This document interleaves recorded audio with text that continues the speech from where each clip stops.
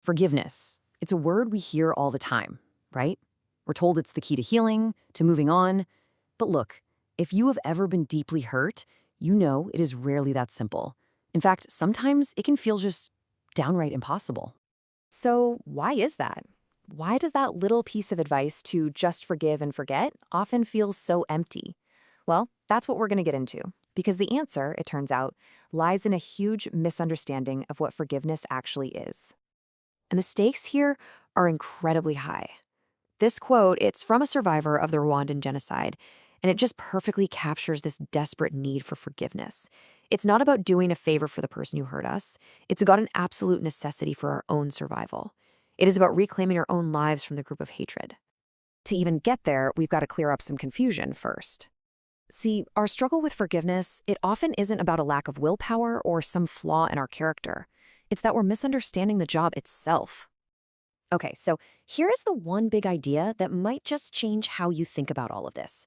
The problem isn't that you can't forgive. No, it's that you're trying to do two completely different and often conflicting things at the exact same time, and you're calling both of them forgiveness. You're basically trying to force your heart to do something that, in that moment, only your head can do. All right, let's dive into this really crucial distinction, which, by the way, is backed up by tons of psychological research. It breaks forgiveness down into two completely separate types: the decision to forgive and the feeling of forgiveness. First up, you've got decisional forgiveness. Now, think of this as the head part of the equation. It's a conscious choice. It's an act of your will. It is you saying, okay, I am making a commitment to not seek revenge. I won't wish them harm. I am choosing to let go of my right to get even. It's all about your behavior, your intentions. And then there's emotional forgiveness. This is the heart part. And this is not a choice you can just flip a switch on. It's a slow internal process where those feelings of anger, bitterness, and resentment, they gradually get replaced by more positive emotions like empathy or maybe even compassion. This is the part that takes real time. And this slide just lays it all out so clearly. Here's the most important insight. These two things do not have to happen at the same time. You can make the decision to forgive today, right now, long before you actually feel forgiving. And separating these two, that's the key that unlocks the whole process. It gives you permission to just start. Here's a really simple way to remember it.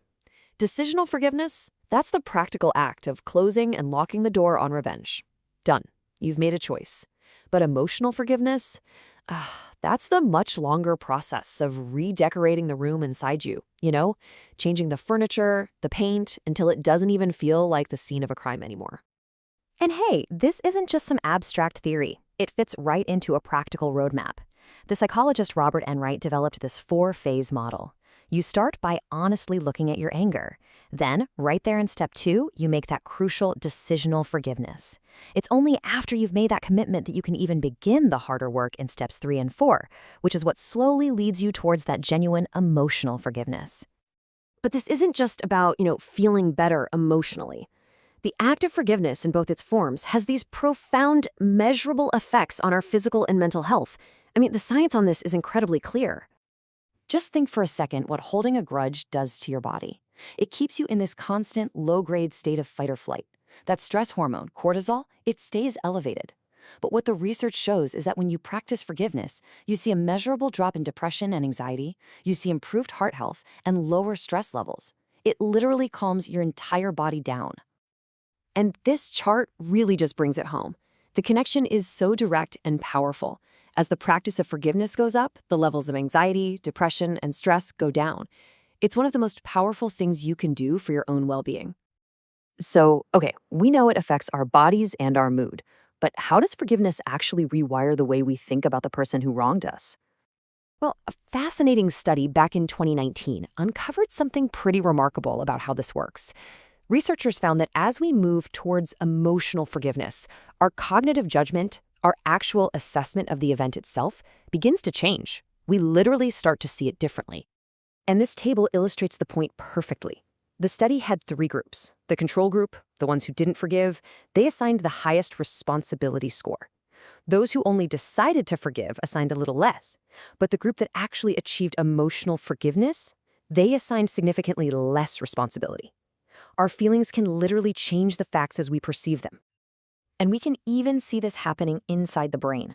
A 2017 study from the NIH used brain imaging and found that people who have a higher tendency to forgive show different patterns of brain activity. Specifically, there's more activity in the parts of the brain tied to empathy, to seeing things from another person's perspective. Literally, the parts that help you put yourself in their shoes. So, we've seen how forgiveness changes us on the inside, our health, our thoughts, even our brains. But what happens when we take this principle and apply it on a much, much larger scale? Well, it turns out this very personal act can be powerful enough to change the entire course of history. Mahatma Gandhi famously embodied this idea. He saw forgiveness not as weakness, not as surrender, but as the ultimate act of strength. His whole philosophy of non-retribution was a strategic choice that allowed an entire nation to focus on building a future, rather than being consumed by the resentments of its past. Dr. Martin Luther King Jr. brought that exact same philosophy to the American civil rights movement. In the face of incredible violence and hatred, he preached forgiveness.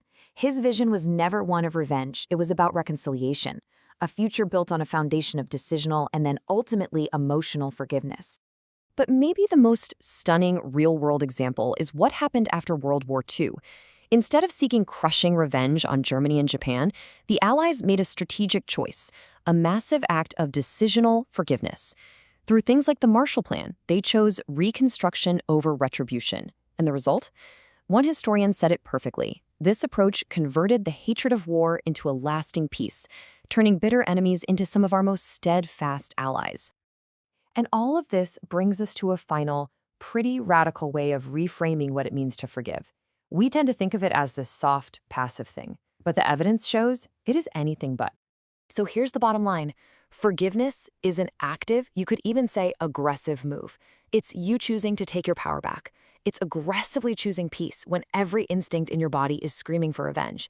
It's choosing to release yourself from the emotional prison that keeps you chained to the person who hurt you. It is, in the end, an act of self-liberation. You don't have to wait until you feel better. You don't have to wait for an apology that might never, ever come. The whole process starts with a simple, private, but incredibly powerful decision. So the only real question left is, what choice can you make today?